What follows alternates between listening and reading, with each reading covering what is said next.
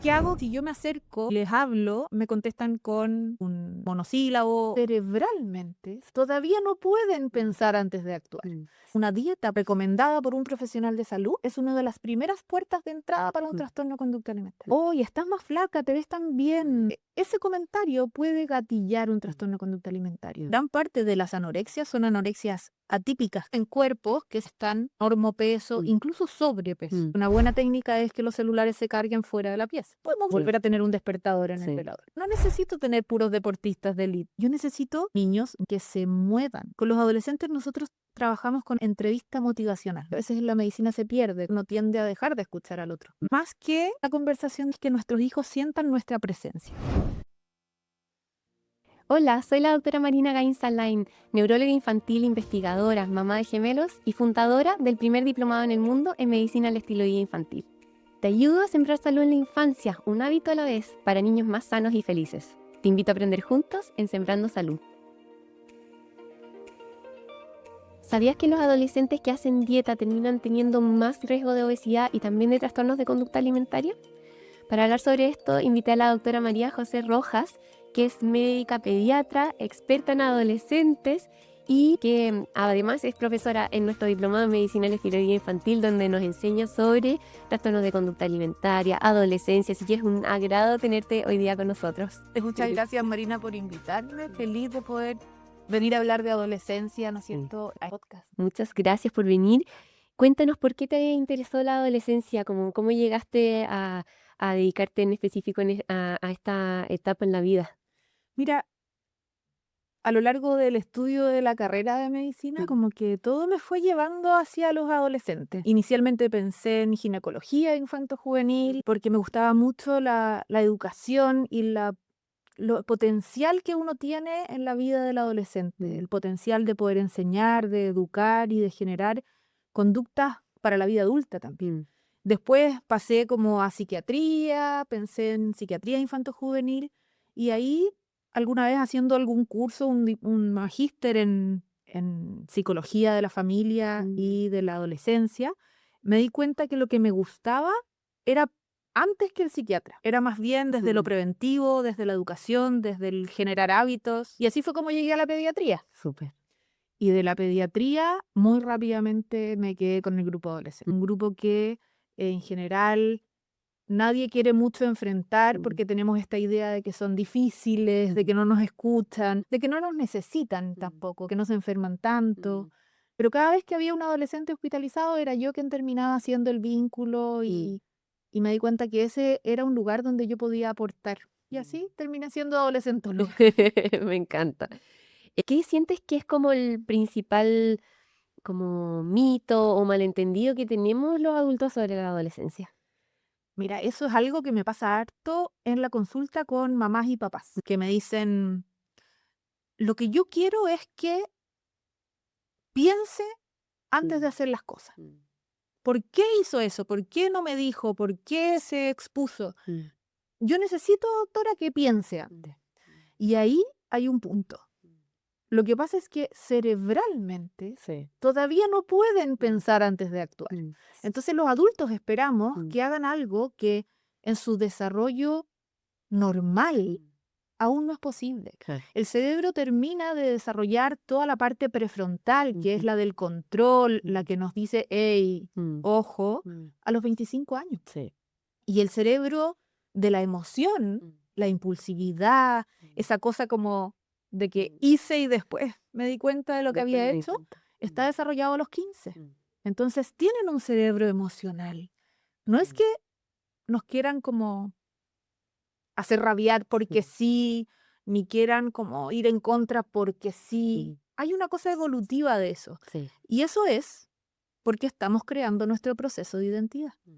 Si no tuviéramos el cerebro de esa forma, seríamos igual a nuestros padres probablemente, porque no desafiaríamos ni una norma. Sí.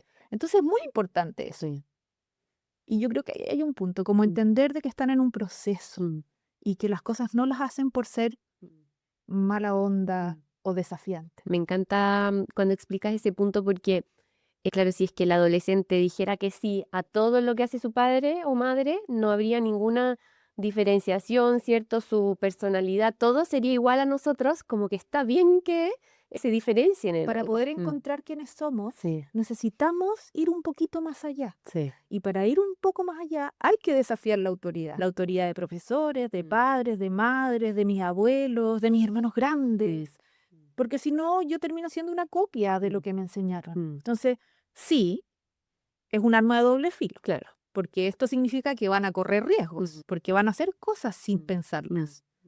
Por lo tanto, quienes trabajamos con adolescencias tenemos que entender que el proceso tiene que ser acompañado y tenemos que estar presentes, estar pendientes, porque los riesgos van a aparecer. Y lo que Totalmente. nosotros queremos hacer es tratar de que tengamos el menor riesgo o el menor daño posible al correr esos riesgos. Y yo creo que ahí está el punto como de estar atentos, como adultos, como profesionales de salud, y como sociedad también. Sí, y qué importante también los años previos, ¿cierto? De adolescente en cuanto a la comunicación con los papás, ¿cierto? En cuanto a la confianza, ¿no? Que hay de que cuando estas situaciones sucedan y se enfrenten, sientan que las pueden comunicar. Como, ¿cómo lo ves eso en general en la familia? Yo siempre les digo a los papás que la adolescencia es como, podemos hacer un paralelo como en el recién nacido, Ujú. ¿ya? Los padres de un recién nacido están nerviosos porque no saben cómo va a ser esa guagua, ¿no es cierto? Cómo va a ser ese niño, esa niña, cómo va a ser su personalidad, cómo va a recibir la alimentación, cómo va a dormir, entonces están súper alerta. Y hay mucha gente que está alerta junto a ellos. Tienen mucho apoyo en Sí. general los papás de un recién nacido. La adolescencia es lo mismo. No sabemos cómo va a ser mi hija de adolescente. Sí. No sabemos cómo va a cambiar, solo sabemos que va a cambiar. Entonces los padres también se enfrentan a la adolescencia muy nerviosos y temerosos de no sé a quién me voy a enfrentar, pero tampoco sé cómo enfrentarlo, Claro. porque herramientas para la crianza adolescente casi no hay. Y el tema es que en esa etapa, a diferencia de la etapa del recién nacido, no tenemos un equipo. No tenemos talleres de lactancia, no tenemos una matrona, no tenemos la enfermera que hace el control sano, el médico que te ve una vez al mes, ¿no es cierto? Sí. Estamos súper solos. Y es más, cuando hay conflictos, estamos más solos. Claro. Porque el profesor te llama y te dice, encárguese de esto. Y uno no le cuenta a nadie. Porque si yo le voy a contar a mi mamá me dice, viste, esto es porque tú lo educaste de esa manera respetuosa, y, ¿no es cierto? Sí, total. Entonces, por supuesto que ese punto que tú pones de todo lo que hacemos durante la infancia, la etapa escolar, ¿no es cierto? Es fundamental, porque en esta etapa nos vemos sin herramientas y es el momento en que tenemos que confiar en lo que hicimos previamente, porque aquí tenemos que empezar a darles espacio de autonomía progresiva. Tenemos que entregarlos un poco al mundo, obviamente no sin dejar de poner normas y Sí. límites, pero también tenemos que confiar en lo que ya hicimos. Sí. Por lo tanto, toda la etapa de crianza previa va a ser fundamental para lo que vivamos en esta. Qué importante. Encuentro muy, muy especial. ¿Qué sientes que es como lo que más te preguntan los papás cuando están en esta etapa, ¿cierto? Con estas dificultades quizás en la comunicación, como me imagino que lo ves mucho.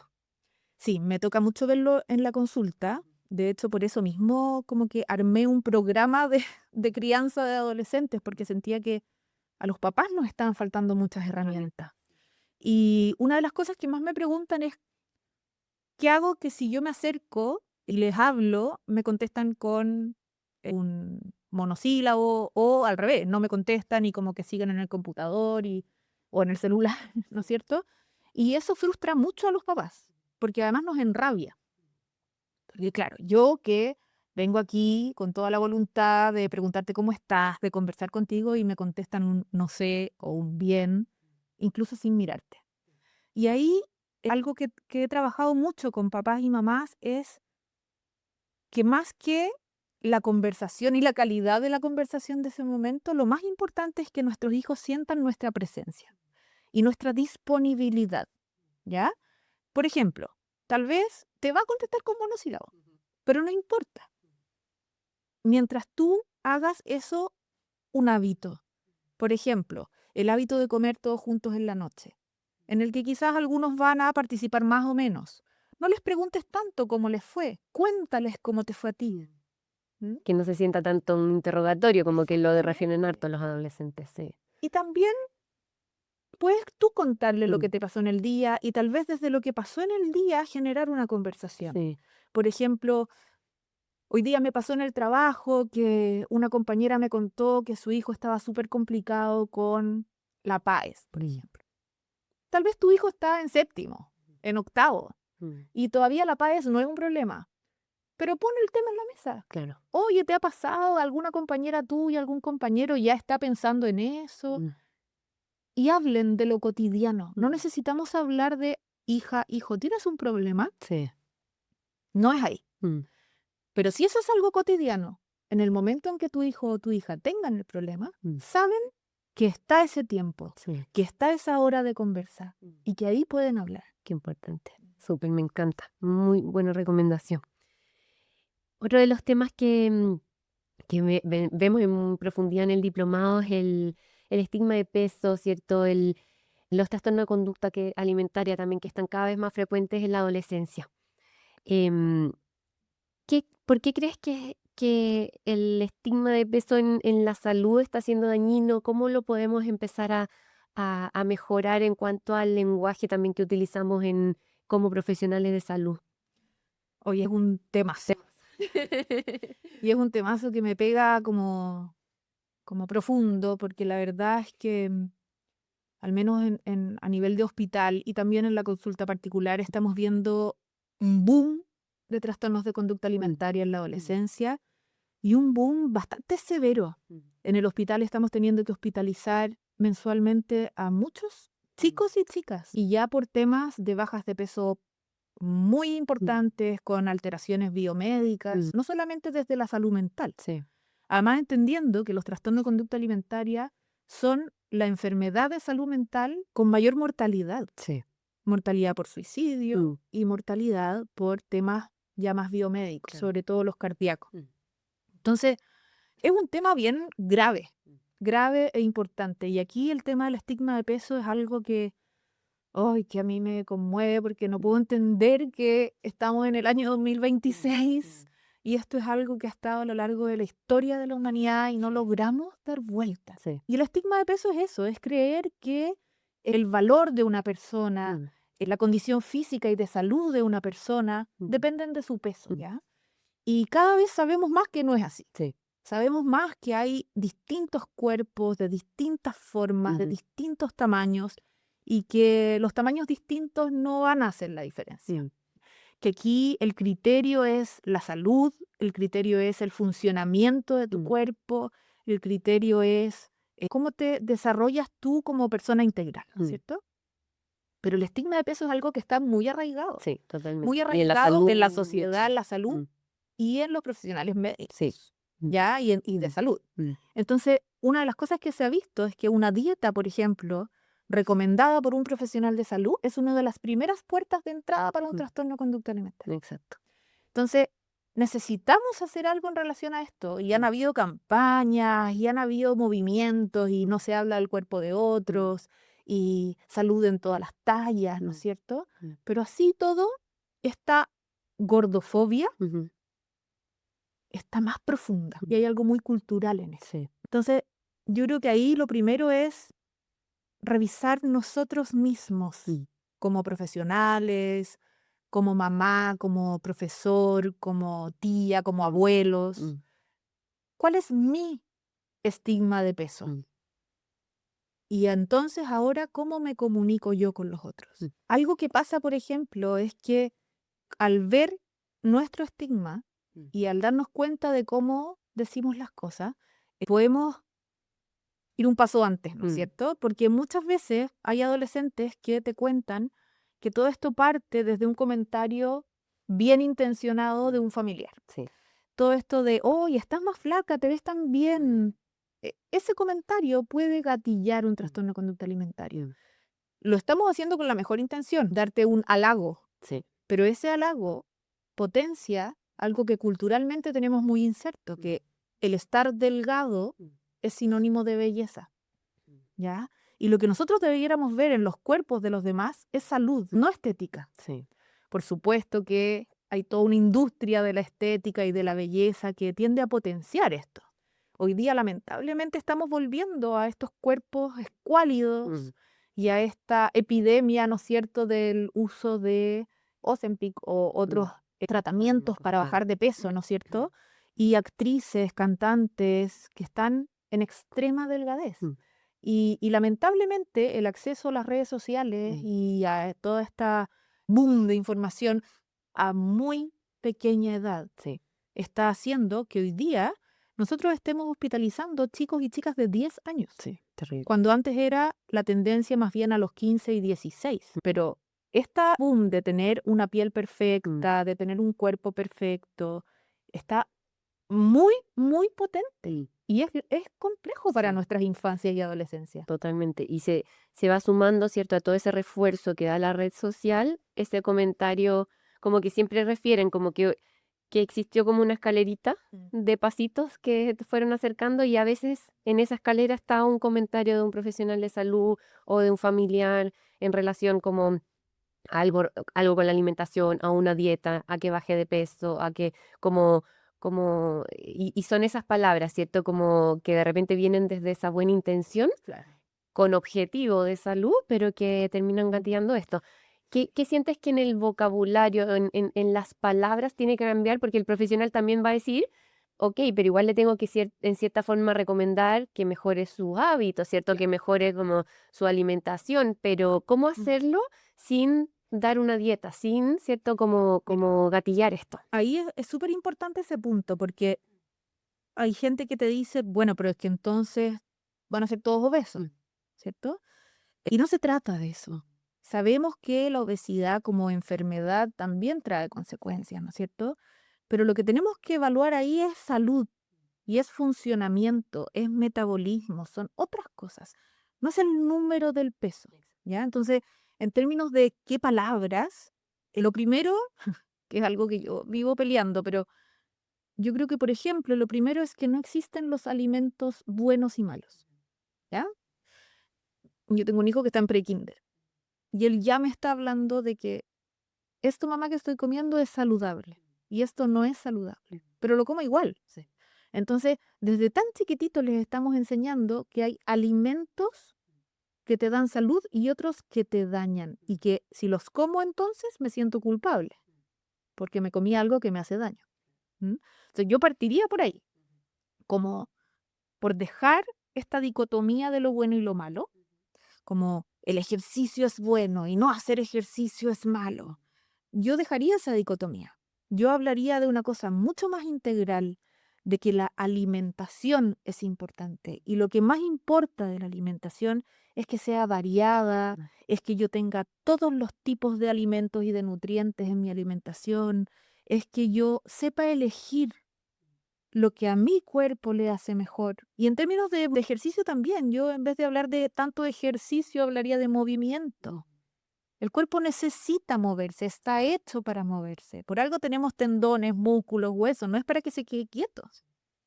Pero yo no necesito tener puros deportistas de élite.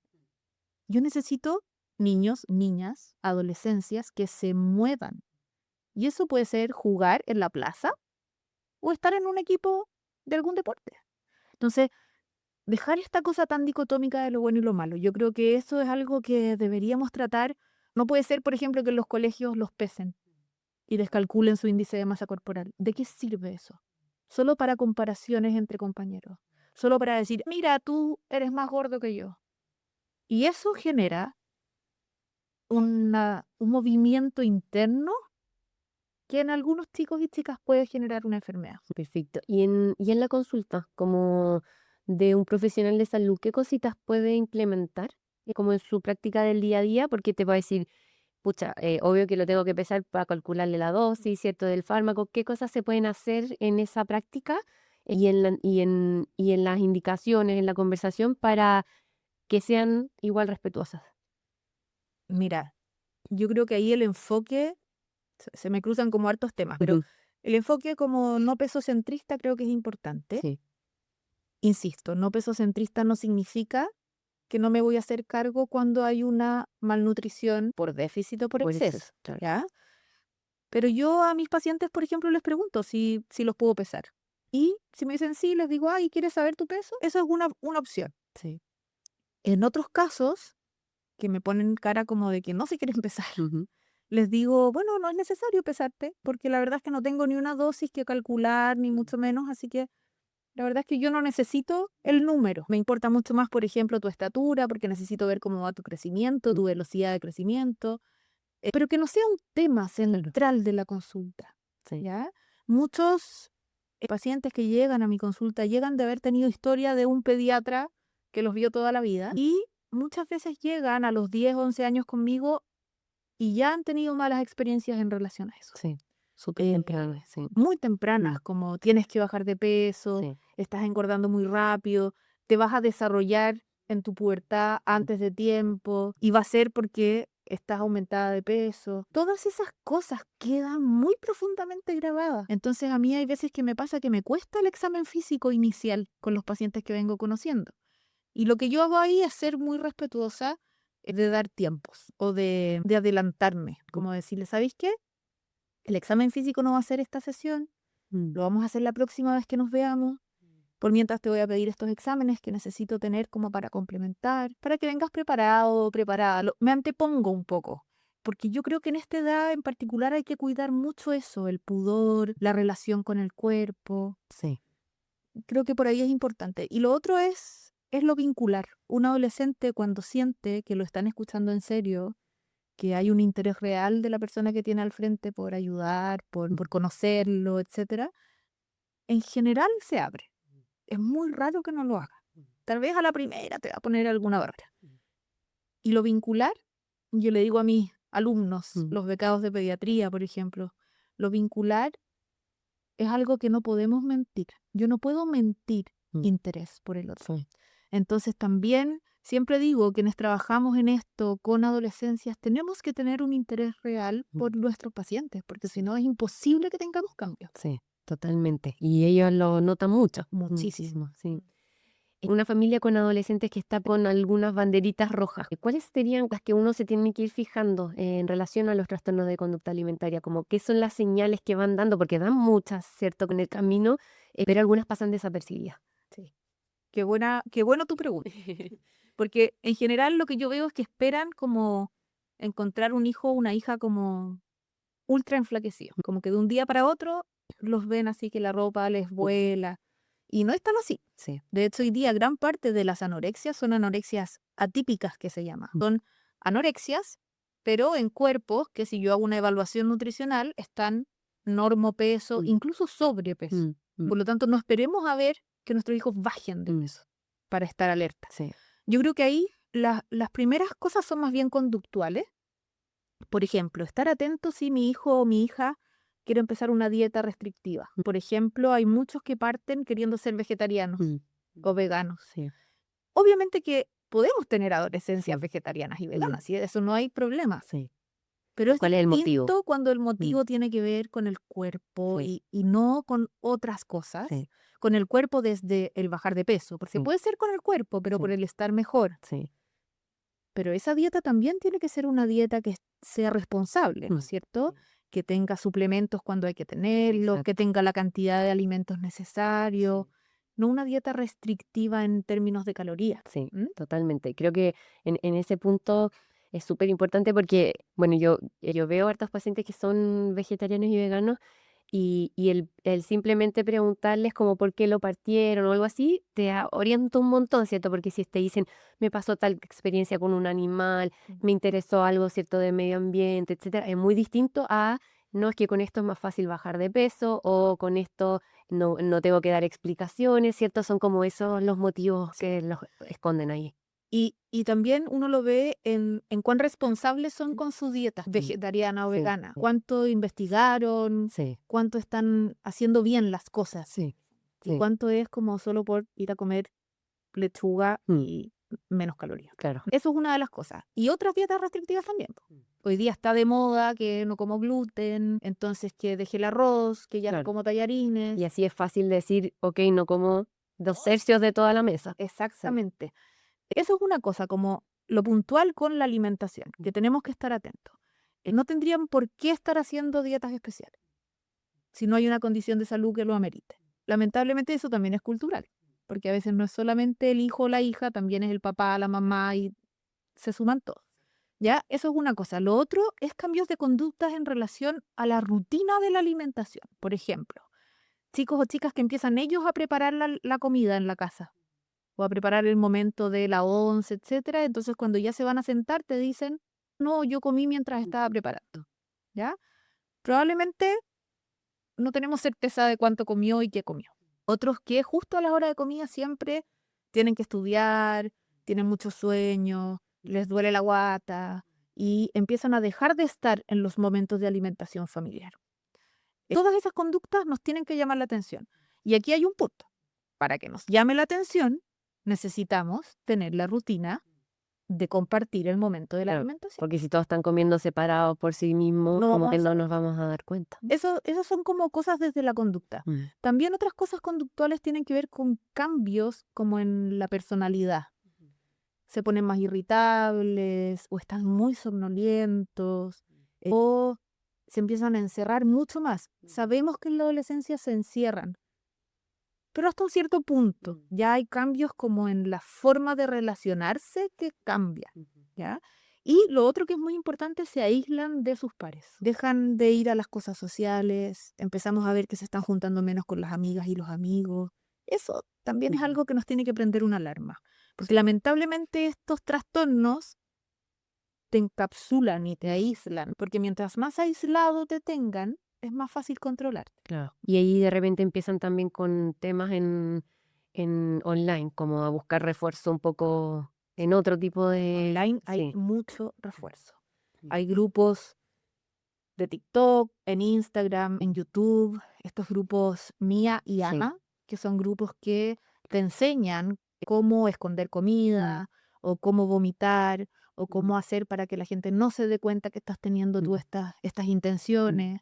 Incluso ocupan algunas pulseras como para identificarse de distintos colores. Hay todo un mundo en la red social en relación. Sí, sí. Y ahí qué importante el control parental en ese aspecto también. El control parental y te diría que también el modelaje parental, ¿ya? No le podemos pedir a un chico que tenga una buena relación con la alimentación, con su cuerpo, si ha crecido en una familia donde los padres están constantemente preocupados de eso y cada vez que van a comer un helado de postre, sienten culpa de comérselo y dicen, ay, me voy a comer esto, pero después vamos a ir a caminar. O, chuta, parece que voy a tener que jugar más pádel esta semana, no sé. Como me voy a tomar un pisco sour, pero eso quiere decir que tengo que ir a entrenar otra vez más al gimnasio. Todo eso que vamos diciendo los adultos, ¿qué hagan los niños? Sí. Y de hecho se ve mucho que hay estilos como de parentalidad y de mayor rigidez y de distintas cositas que se van notando también en el sistema familiar Claro, cuando analizamos estos casos. claro, y ahí hay un punto importante de la trayectoria, ¿no es cierto? Desde que esto es algo que hay que modelar desde muy pequeño. La buena relación con el cuerpo y la alimentación es algo que se enseña desde el recién nacido en adelante. No podemos ir a enseñarlo a los 15 años. Sí, porque ya Que están está todos esos listo. mensajes Sí, ya están súper integrados. internalizados. Y qué importante cómo hablamos nosotros mismos, ¿cierto? De nuestro cuerpo, de también de otros al frente de ellos. Uno dice como, ay, pero si es de mí, o así como, no sé, por el comentario típico en relación a la playa, al traje de baño, a lo que sea, y de repente decimos como, "Ay, es como un comentario que estoy diciendo de mí misma, da lo mismo porque no es de ellos, Pero no. pero lo están escuchando y esa es la forma que ellos después se Y hablan". ellos se vuelven a mirar. Exacto.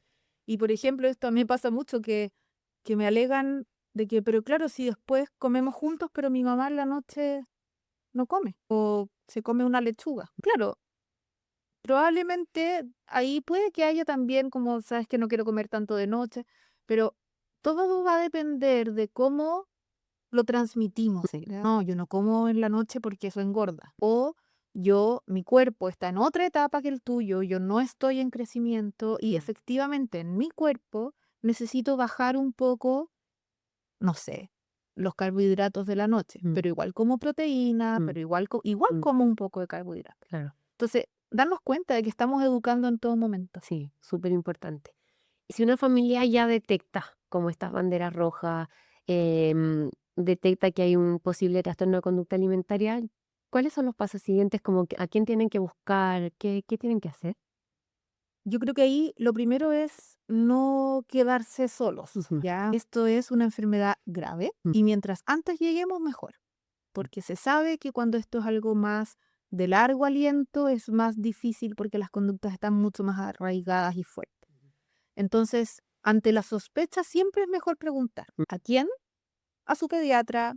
Si ya es adolescente y tienes la posibilidad de ir con un adolescentólogo, ideal, Ideal. y plantearlo de frente. Mm. Tengo la sensación de que está pasando esto, de que mi hijo o mi hija está teniendo problemas con su cuerpo, con la comida, para que ese profesional pueda indagar. Mm. Y para los profesionales de salud, si es que no están familiarizados con esto, es mejor derivar. Mm. Mejor derivar a tiempo. Sí, Prefiero que deriven de más que de menos. sí, Cuando hay alguna idea de que hay algo en esto, derívelo a alguien que sepa. total. Cada vez somos más los profesionales que estamos teniendo como más experiencia y expertise en esto porque lamentablemente Siendo más frecuente. está siendo muy frecuente. Pero ante la duda, mejor pedir apoyo. Y ahí el acompañamiento siempre es súper multidisciplinario cuando ya se detecta, ¿cierto? Como que también trabajan ahí con red en salud mental y distintas. Esto no se como- puede trabajar solo. Sí. Ya, insisto, yo creo que es una de las enfermedades más complejas de manejo. Mm. Y requiere, por supuesto, un equipo de salud mental, de psiquiatras, de psicólogos, un equipo también de salud más bien biomédico, ¿no es cierto? Nutriólogo, nutricionista, adolescentólogo. Sí. Y se va viendo que el trabajo multidisciplinario es el que hace la diferencia. Sí. Porque además, tal vez, por ejemplo, contigo se muestra una parte de la enfermedad, pero conmigo se muestra otra, Sí. porque también hay una cosa muy vincular Ya. de esta enfermedad. Y uno va tomando como ciertos roles también. Hay uno que es más severo en la indicación, otro que es el lugar donde se sienten un poco más acogidos y se habla de otros temas. Y lo ideal sería un trabajo familiar. El tema de la terapia familiar es lo que tiene evidencia. Ujú. Lamentablemente no tenemos tanto acceso, menos en el sistema público. Pero sí, tiene que ser un equipo y tiene que ser un equipo con la expertise Sí. para el trabajo de conducta alimentaria. Súper. Y mencionaste en el sistema público, también hay equipos en el sistema público para esto, ¿cierto? Como que igual es algo que es derivable y que se puede trabajar de forma multidisciplinaria, quizás no en todas las ciudades, pero al menos en ciudades grandes como que ya también está teniendo esa oportunidad. Estamos armándonos, Sí. te diría yo. ¿Por qué armándonos? Porque esto llegó así como un bombazo ahí después de la pandemia. Y lamentablemente esto no está como visualizado desde el GES ni desde... No hay un programa. Claro. Entonces, por ejemplo, bueno, yo trabajo en el Ezequiel González Cortés en San Miguel y ahí con las nutriólogas, con el equipo de psiquiatría de enlace, hemos intentado con ginecología también armar un piloto de equipo, ¿no es cierto? Pero también se nos hace difícil porque igual hay cosas con las que no contamos. Por ejemplo, yo no cuento con psicólogos especializados. Entonces tengo que ir a la red que ya existe. Y sabemos que en atención primaria los psicólogos no dan abasto. Entonces, si además yo les voy a pedir que vean estos pacientes que son complejos y que además hay que ver idealmente todas las Frecuente, semanas sí. en algún momento, nos quedamos sin ese recurso. Ujú. Entonces, sí, hay harto por hacer en la salud pública. Y en la salud privada hay grupos, pero es caro también. Entonces el acceso está siendo complejo para los pacientes que están más graves. Totalmente. Y pensando como de nuevo en la prevención, ¿cierto? Porque al final, ojalá llegar mucho, mucho antes que estas situaciones. ¿Cómo la medicina del estilo de vida tiene esa llegada con la adolescencia? ¿Cómo se puede aplicar? Encuentro muy bonito como cada pilar, ¿cierto? Tiene sus detalles en la adolescencia. No sé si nos puedes contar un poco más sobre eso. Sí, es entretenido el tema de la medicina del estilo de vida y la adolescencia porque yo creo que es el momento clave y último en el que podemos hacer cambios para la futura vida adulta, Sí. ¿cierto? Y para la salud adulta. Sabemos que los hábitos que se forjan en la infancia y en la adolescencia son los que quedan para el resto de la vida.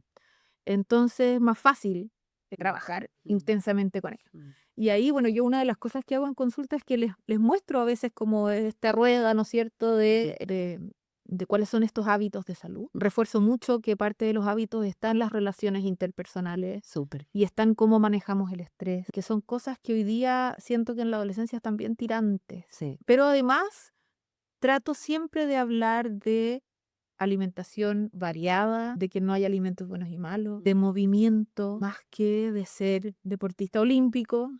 Y soy muy majadera con el sueño. Creo que el sueño es algo que hemos dejado de lado, Sí. que es una herramienta vital, que nuestros adolescentes están teniendo muy mal dormir y por lo tanto hay muchas actividades cerebrales y de nuestro cuerpo y de nuestro metabolismo que están alteradas por el mal dormir. Totalmente. Entonces, yo soy así súper firme en que son estos hábitos los peldaños desde donde construimos nuestro día a día y nuestra vida. Sí. Entonces, gran parte de mi consulta tiene que ver con eso, con cómo potenciamos estos hábitos. Y a algunos les tengo que dar como, conversamos más de un tema, con otros tengo que conversar más de otros. Y ahí hay como una sugerencia importante con adolescentes. Con los adolescentes nosotros trabajamos con algo que se llama entrevista motivacional. Me encanta. ¿Ya? ¿Y por qué la entrevista motivacional? Porque es una manera de trabajar con un otro que acelera los cambios de conducta, los cambios comportamentales. ¿Pero por qué? ¿Y por qué con adolescentes? Porque esta manera los involucra. Sí. Es un trabajo conjunto, colaborativo. No es que yo les diga, tienes que acostarte a tal hora y Exacto. despertarte a tal otra. Tienes que comer esto, esto y esto. Sino que juntos elegimos eso que para mi paciente en particular le hace más ruido en ese momento. Porque también hay que entender de que no puedo ir a todos los A todas las flancos en el actividades, mismo sí. momento. Total. ¿Ya? Entonces, por ejemplo, si para mi paciente el tema de la alimentación le hace más ruido, "Ay, que no estoy comiendo bien, doctora. Yo sé que lo estoy haciendo mal. ahí". Bueno, trabajemos en eso. Pero trabajar en eso es poner en el otro Sí. el problema. A ver, ¿qué crees tú que está haciendo hoy día lo más difícil para ti? ¿Ya? ¿Qué crees tú que quizás tendrías que hacer un cambio? Antes de que yo le pueda decir qué es lo que está bien o lo que está mal. Tratar de no ser uno el que le dice lo que está bien y mal, sino que venga de ellos. Aparte, cuando la persona, se viste en la entrevista motivacional, que la persona que verbaliza, ¿cierto?, el problema y también una posible solución, es mucho más factible que se haga responsable de lo que dijo, que si es que te lo está diciendo alguien externo, más encima siendo adolescente, ¿cierto? Ayuda muchísimo. Exactamente. Si yo les doy un papel con las indicaciones, ese papel quedó arrugado al fondo de la mochila, con suerte. Sí. Si no, terminó botado en el suelo. Entonces, no solamente esto ayuda a que ellos mismos se den cuenta de su conflicto, porque se escuchan a ellos mismos, Decirlo, sí. sino que además permite generar acción también desde ellos, Sí. planes de acción que vengan desde ellos. Y ahí el rol que uno tiene es atajar los planes, porque cuando están muy motivados, Todos factibles, sí. te dicen unos planes que uno sabe que son imposibles de lograr. Entonces uno le dice, a ver, ya, partamos de a poco. Sí. Ya, está bien. Yo te voy a pedir solamente que incluyas 2 lácteos más en tu día. El resto, si lo logras hacer, perfecto, pero no va a ser la tarea. Claro. La tarea van a ser solo los lácteos, porque si no, se frustran. Sí. Y cuando se frustran, entonces tenemos el riesgo de irnos muy hacia atrás. Y lo otro que yo siempre les digo ahí a mis alumnos, que siempre reforzar lo positivo. Si llegan a tu consulta y no lograron ni siquiera los lácteos, no decirles como, ya, si tú me dijiste que iba a hacer eso, Sí. ¿cierto? Sino que decirles como, gracias, qué valiente que igual me contaste que no lo hiciste, Sí. qué bueno que viniste igual, tal vez traído por tu papá o por tu mamá, pero igual estás aquí y estás poniendo tu cara y me estás diciendo, doctora, Sí. no hice nada de lo que hablaba. Sí. Y ahí revisar también por qué, ¿cierto? Porque ahí muchas veces uno encuentra la solución para que en la próxima funcione. Pero partir de lo Sí, positivo, sí. no de un reto, no de uno. Totalmente, ¿Cierto? me encanta. En el diplomado tenemos un módulo entero de coaching y de entrevista motivacional donde profundizamos mucho en cómo hacerlo, porque siento que muchas veces tenemos un poquito el concepto teórico, pero cuesta implementarlo en la práctica porque toda la vida nos han formado en hacer una entrevista clínica muy diferente a lo que es la entrevista motivacional. Y una de las cosas que vamos a agregar ahora en el diplomado es un modelo de inteligencia artificial que está entrenado en entrevista motivacional, coaching y todo qué esto, bueno. sí, y que uno les hace como que practicas con ese paciente falso, ¿cierto? Para ir practicando cómo hacer esa entrevista, cómo hacer la estrategia de coaching y te da feedback y te mentorea de vuelta. Y siento que eso es algo que nos va a ayudar un montón porque en lo que mencionas tú, la entrevista motivacional tiene un poder enorme, en los adolescentes más aún, pero el llevarlo a la práctica y saber implementarlo a veces, como que necesitamos practicar un poquito cómo hacerlo. Es mucha práctica. Esto no sale solo. Sí, Yo creo que esta es una manera en la que todos nos debiéramos acercar a todos nuestros pacientes, no Sí. solo en la adolescencia, porque es una manera muy genuina de mirar al otro. Y eso, lamentablemente, siento que a veces en la medicina se pierde, como esta postura de yo sé lo que para ti está bien, Sí. ¿cierto? Como que uno tiende a dejar de escuchar al otro. Y dentro de las técnicas de la entrevista motivacional, las preguntas abiertas, por ejemplo, las que te invitan a hablar más profundamente de un tema, no a Sí. contestar sí y no, sí, que parece que es como lo obvio, sí, es súper difícil, exacto. porque estamos como formateados para Seteados, preguntar total. en sí y no, Sí. y yo creo que ahí hay algo de nuestra cultura chilena también, porque probablemente nuestros vecinos, no sé, Argentina, incluso personas como de Colombia, Venezuela, tienden a preguntar abierto, tienen una conversación de pregunta abierta. Los chilenos tenemos conversación de pregunta cerrada. Eso sí, sí, pero encuentro que en salud en general es muy dirigida, cerrada en todas partes, sí.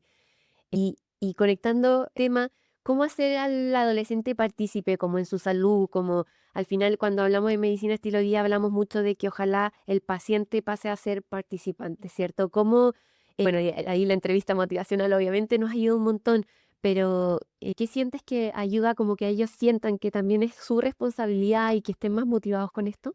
Ahí el tema de la autonomía progresiva. Llegan pacientes, no sé, de 16 años que claramente no hacen nada por su salud propia. Ya todo lo hace la mamá o el papá y les entregan la colación, les definen el almuerzo y todo está como regido por los adultos. Entonces ir desde chicos empoderándolos en autonomía progresiva. Súper. Y la autonomía se hace como un link, que con mayor sensación de autonomía hay mejor autoestima. Porque en la medida en que yo siento que yo tengo la capacidad de hacerme cargo de cosas y que otros, los adultos, me validan en eso, mejora mi autoestima. Súper. Y hoy día el mayor riesgo que tenemos son adolescentes con baja autoestima. Sí. Entonces, promover autonomía desde lo más chico posible es cuidar autoestima. Desde cuando uno va con los niños más pequeños al supermercado, pedirle que vaya a pesar la fruta, que vaya y que pregunte dónde está el yogur. En el fondo, incentivarlos y mostrarles que uno confía en que ellos tienen la capacidad. Sí. Entonces, aquí con adolescentes en consulta, que el médico les transmita que ellos tienen la capacidad y que yo confío en tu posibilidad de ser parte de esto. Y también está en la consulta con adolescentes la posibilidad de tener momentos a solas con tu paciente, que creo que es muy fundamental. Sí. A algunos papás les cuesta un poco más, otros vienen entregados a que por favor Pues sí sea. habla a solas. Ahí también hay que ser cuidadoso de los que les da un poco más de nervio quedarse solos, sobre todo adolescencia inicial. Pero el poder estar a solas ya es darles como un voto de tú puedes estar solo, porque tú ya estás más grande Sí. y tienes que empezar a hacerte responsable de ti mismo. Y no como una lata, sino como tú eres capaz de esto. Sí. Yo creo que va por ahí, como empoderar en eso. Súper.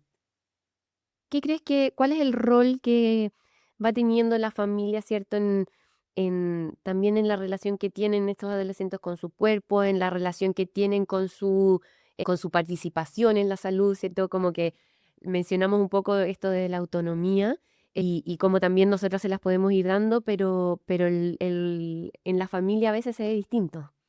El rol de la familia es potente y ultra necesario. Yo les comento a los papás de mis pacientes que yo igual los necesito. Aquí no es que vienen y que yo trabajo con su hija o su hijo y eso significa que ellos ya Y no listo. están involucrados. Sí.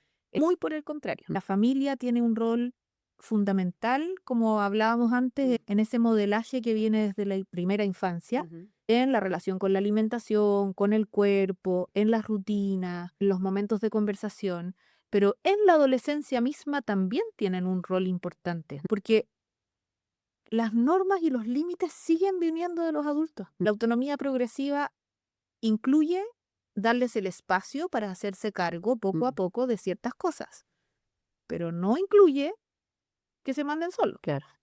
Yo siempre les digo, es como el rayado de cancha. Sí. Tiene que haber un rayado de cancha claro, tienen que haber acuerdos claros.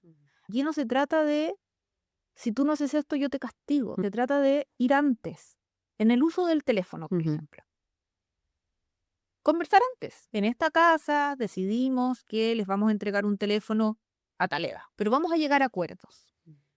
¿Cuáles creen ustedes que tendrían que ser el horario en que ocupen el teléfono en la casa? Y nuevamente hacerlo colaborativo, ¿ya? Porque si yo solo impongo y no les doy a ellos voto y voz, finalmente queda como en esta cosa más autoritaria, que lo único que hace con nuestros adolescentes es llamarlos al desafío. Sí. Entonces, buscar y ocupar la palabra acuerdo, la palabra consenso, la palabra compromiso de ambos. Aquí no es yo a ti te impongo, porque eso los lleva un poco a esta rebeldía de cerebro impulsivo, ¿no es cierto? Hacerlos parte, pero las normas base las ponen Claro. los adultos. Claro. Por ejemplo, que van a ver, no sé, 2 horas y ellos eligen el horario, como, pero que el límite está como definido por Exacto. el adulto. Las horas, por ejemplo, de los términos de los carretes. Hoy día hay algunos colegios que se han ido poniendo de acuerdo y que tienen como un horario establecido entre varios colegios, lo que me parece ideal. Pero ese horario tiene que estar definido por los adultos, Claro. no por los niños. Sí. La alimentación, la base tiene que estar definida por los adultos y desde ahí se llega a acuerdos. Ay, es que mamá no me gusta esto. Ya, bueno, cambiémoslo por esto otro. Pero hay ciertas cosas, los horarios de acostarse. Sí. Importante ahí en el sueño destacar, ¿cierto?, que las horas de sueño en la adolescencia son de 8 a 10 horas, porque existe mucho la sensación, yo creo que, de que ya son las del adulto, de 7 a 8, ¿cierto? Todavía son más y hay que Son cuidarlas. más. Y tenemos el conflicto de que igual el cambio en la arquitectura del sueño en la adolescencia hace que no les dé sueño tan temprano. Claro. Igual les da sueño un poco más tarde Sí. y el tema es que los colegios siguen siendo a la misma hora. Entonces, igual ahí hay unas horitas que probablemente no las van a ocupar y efectivamente quizás van a tener un poquito de desfase ahí de menos cantidad de horas de sueño. En algunos países incluso los cursos más grandes entran a una hora diferida, más tarde, Mira. para que tengan ese ratito de sueño, porque se sabe que esto se retrasa como en 2 horas, entonces les empieza a dar sueño más tarde. Pero más allá de eso, nuestros adolescentes están durmiéndose harto más tarde. Sí, y muchas veces con las pantallas. Sí. Yo tengo muchos casos, 2 de la mañana, Sí. y por scroll, Sí. ni siquiera porque estén haciendo un trabajo, No. no, están ahí y Sí. se quedan pegados y de repente pasaron 2 horas. ¿Cuáles serían como tips que les pueda servir a familias específicamente en eso, como en el manejo de pantallas con adolescentes? Como cuando hablamos de niños más pequeños, está quizás más claro, ¿cierto?, el límite, porque ojalá no tengan su propio dispositivo, ¿cierto? Cuando esto ya empieza a cambiar y quizás ya tienen algún computador o celular, ¿cómo ir manejando esto? ¡Ay! Mira, lo ideal, nuevamente, normas claras, acuerdos desde el inicio. Por ejemplo, hay unas ideas como de hacer una especie como de contrato con el Súper bueno. sobre todo acuerdos, Sí. acuerdos previos, que no sea como que de la nada mi mamá se convirtió y entonces ahora me quita el celular en la noche. Sí. No, esto viene desde el inicio. Yo te voy a entregar esto, pero estos son los acuerdos. Y estas son las normas y lleguemos a acuerdos. Claro. Y Pero si hay no, ciertas- quizá incluso no estamos en la suficiente, si es que no si no logras cumplir. entender de que Sí. esto es porque te estoy cuidando, es que claramente no podéis ocupar. Sí. Entonces, por ejemplo, yo creo que una buena técnica es que los celulares se carguen fuera de la pieza y que en la noche no tengan el celular al lado. Sí. Ahí todos parten de que, ay, pero es mi despertador, pero bueno, compremos Tendrá un despertador. despertador. Sí. Como que cambiemos un poquito, Sí. ¿no es cierto? El celular yo sé que es todo hoy día, pero también podemos volver un poco atrás y Sí. volver a tener un despertador en el Sí. velador. Sí. Y además que si se corta la luz o algo va a sonar igual. Así que tal vez es hasta mejor que sea. Entonces, no sé, cargar fuera de la pieza. Tener horarios definidos, tener claro y bajo acuerdo que las claves de ese teléfono, de ese dispositivo, las saben los adultos. Y que los adultos pueden entrar a ese dispositivo libremente, Sí. que no hay nada escondido para ellos ahí. Sí. Idealmente, tener como una cierta claridad de en qué contenidos están nuestros hijos, pero Sí. para eso tenemos que nosotros Conversar. también saber. Si ese es el tema, que esto va tan rápido Sí. que por más que los papás quieren saber, nuestros hijos van 100 años luz más adelante. Entonces, todas las nuevas retos virales, las nuevas cosas en TikTok, el nuevo baile, el nuevo no sé qué, la nueva manera de conectarnos, quedamos atrás. Y yo creo que una de las cosas también es asumir que vamos a quedar atrás y que hay cosas que no sabemos que están ocurriendo ahí Sí. adentro. Entonces, pero estar atentos. Hoy día hay que tener harto ojo, por ejemplo, con la pornografía. Sí. En niños muy Niños, chiquititos. niñas, adolescentes iniciales están teniendo acceso a una cantidad de información que yo creo que los papás no logramos ni dimensionar. Y el problema es que esa red está muy instalada y está instalada desde los dibujos animados. Sí. Hay dibujos animados de pornografía. Entonces a veces uno dice, no, pero si mi hijo ve solo dibujos animados. Pero ¿sabemos qué dibujos animados le están apareciendo?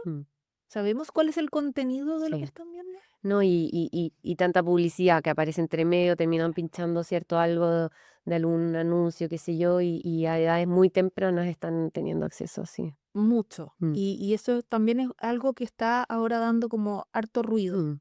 Pero sí, pues yo te diría que sobre todo acuerdos claros y entender de que son los adultos los que ponen los límites. Sí, súper. Y ahí el límite, el adulto también es el que tiene que hacer que eso se cumpla, ¿cierto? Como que no depende del niño o del adolescente, sino que si no se cumple, como que tiene que ser un límite que podamos como verificar, monitorear. Claro, ahí bueno, hoy día hay hartas cosas como estos family link, como controles Que ayudan harto. parentales, que ayudan. Algunos tenemos más posibilidades de entenderlos, otras veces uno no entiende nada de lo que estamos poniendo en nuestro celular, pero también yo creo que ahí la conversa y como estar presentes, insisto, estar atentos y cuando están con el celular poder ver lo que están haciendo y no que se encierren y estar solos, no tener miedo a preguntar.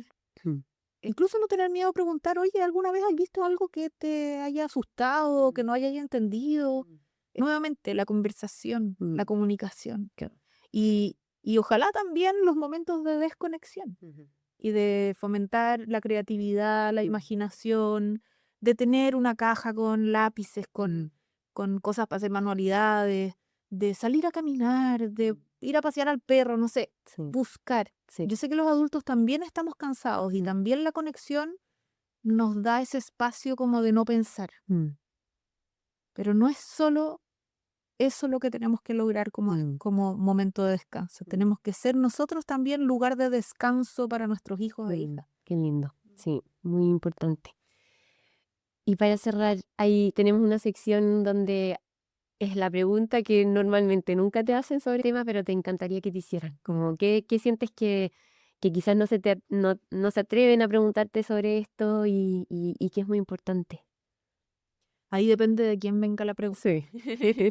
Pero si son colegas, si son profesionales, lo que yo más me gustaría como enfatizar es la importancia del vínculo terapéutico. Me encantaría que me preguntaran cómo logro que mi paciente confíe. Y yo creo que ahí, creo que lo más importante es ser genuinos, es interesarnos en serio por el otro, es entender de que además esta es una etapa larga que dura 10 años, muy fundamental en la vida de un ser humano y que todo lo que yo pueda aportar en ese crecimiento, en ese autoconocimiento, va a ser muy fundante para esa persona en su vida para adelante, en la vida adulta. Entonces, ¿cómo logro que confíen? Sobre todo es como mirándolos de frente y no teniendo tanto miedo a preguntarles, tanto miedo a, "Ay, es que yo no sé de esto". No importa. Es preferible decirles, ¿sabéis que yo esto no sé? Déjame averiguarlo, pero no dejar de preguntarlo. Y ahí volver un poco como a lo antiguo, ¿no es cierto? Como a estos médicos de cabecera que se conocían tu vida completa, como este médico del barrio, de la familia, no sé. Entrar en la vida del otro, no solamente fijarnos en el peso y la talla, en la velocidad del crecimiento, en si sus parámetros de laboratorio están buenos o malos, sino que de verdad saber dónde vibra, dónde no vibra, dónde se siente cómodo o cómoda, dónde no, cómo se enfrenta a los otros, cómo se relaciona con sus amistades, qué hace con sus amigos. A mí sí hay algo que me gusta de la adolescentología, es que no puedo no saber del otro. No es solamente hacer un checklist. Sí. Tengo que involucrarme y yo creo que eso me encantaría que me preguntaran. ¿Cómo me puedo involucrar más con mi paciente? No cómo lo hago más rápido Sí. o cuáles son los tips. No, cómo yo puedo entrar más profundamente en esa relación. Me encanta, es demasiado lindo y muy importante con todo, ¿cierto? Pero en esta etapa que es más sensible, el vínculo nos puede ayudar muchísimo a crear una alianza y que sea algo como un acompañamiento mucho más desde su participación también. Me encanta. Muchas gracias, María José. Gracias, gracias por la invitación. Feliz. Bueno, con esto terminamos el episodio. Creo que es tan importante destacar, ¿cierto? La etapa de la adolescencia necesita todavía ser acompañada quizás con otras herramientas y vamos teniendo también estos frutos de cómo fuimos manejando la comunicación a lo largo de la vida, pero también hay etapas y desafíos nuevos, ¿es cierto? En el periodo que hoy día tuvimos una conversación muy bonita de cómo ir afrontándolos. La importancia también de el tema del peso, especialmente, ¿cierto? En niños y en adolescentes, donde tenemos que cuidar nuestro vocabulario y la forma en que conversamos como profesionales de salud, pero también como papás. Muchas gracias. Si te gustó el episodio, suscríbete al podcast y compártelo con alguien que le pueda servir. Y si eres profesional de salud y quieres formarte conmigo, te dejo el link al Diplomado de Medicina al Estilo de Vida Infantil en la descripción. Un abrazo y nos vemos en el próximo capítulo de Sembrando Salud.